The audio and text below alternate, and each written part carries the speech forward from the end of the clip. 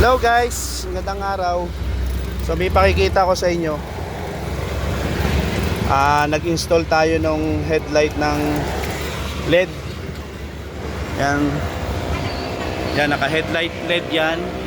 Tapos nagiging problema niya, lagi daw nalolobat ang battery pag nakabiyahe siya ng konti. Lobat na agad ang battery. Ayaw naman niyang ipa-full wave.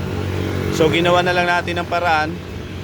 Oras na paanda rin natin, push button. Yan, push button. Nakita nyo yung charging system nya. Ordinary lang. Yan yung normal na charging. Kasi bago ang battery nito ngayon. Ngayon pag binuhay mo yung headlight, yan, binuhay mo.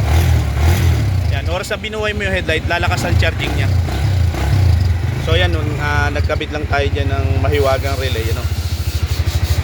Pag pinatay mo uli, back to normal uli yung charging nya. Kahit piritin mo siya, back to normal lang. Oras na buhay mo uli yung headlight, buhay natin, yan, para hindi siya maglobat. So yan, sa mga gusto pong magpa-install ng ganong sistema na naka-LED light kayo na barako, gusto nyo na hindi nalolobat, dalhin nyo lang po dito sa Kuya Itik Motor Shop. Mura lang po magagastos nyo. Hindi ko pa may upload sa YouTube kasi medyo busy ho tayo. So kung gusto nyo pong ipagawa, pa-install, so dalhin nyo lang po dito sa Kuya Itik Motor Shop.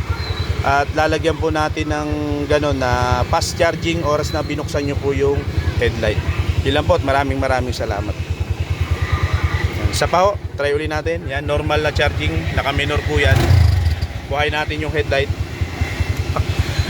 Yan po, mag-charge na po siya. Okay. Yan, hanggang dito na po. Maraming salamat.